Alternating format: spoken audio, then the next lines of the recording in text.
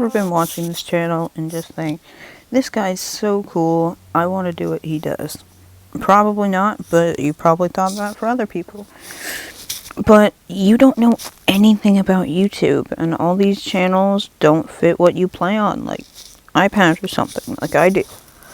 So I'm here to give you a few pointers and a few tips and tricks for your early days of YouTube. This isn't going to be the technical side.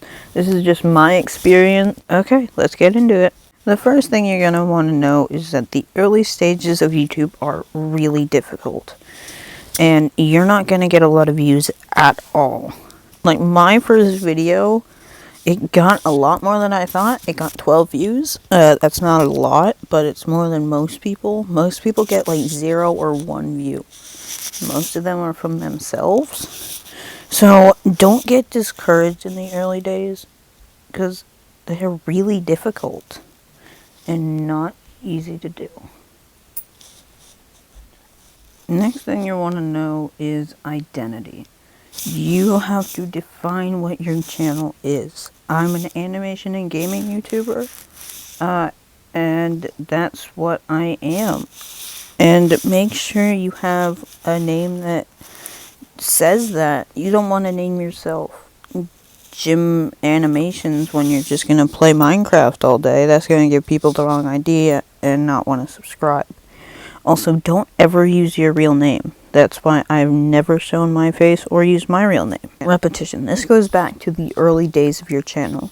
In the early days, it can get really easy to just say, no one's ever going to want to watch my stuff. Why post at all? I've done that. I took like a 6-month break at one point because I was so discouraged. But now, thanks to all of you, I'm not getting discouraged and trying to upload weekly. I've had this video in the works for a while. That's why it's taking a while.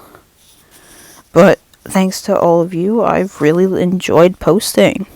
This has been so much fun. Finally, friends. Only tell your friends that you have a channel if you know you're really good friends with them and want to stay friends with them for a long time. If you don't, they're gonna just take advantage of you. If you ever get big, they're gonna ask you for stuff, ask you for shoutouts, ask you for everything.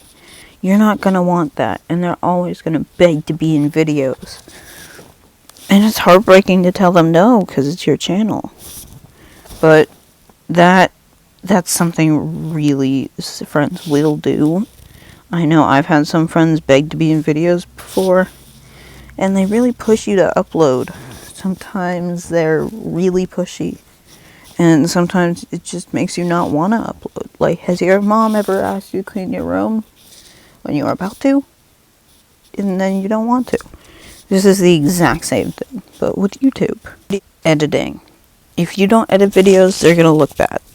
I'm just saying, don't just use photos where you cut out the part where you go into screen record. Use an editing software, even if it's cheap. I use iMovie to edit.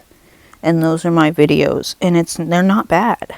Well, I think they're not bad. But use something, if anything. Use something to edit.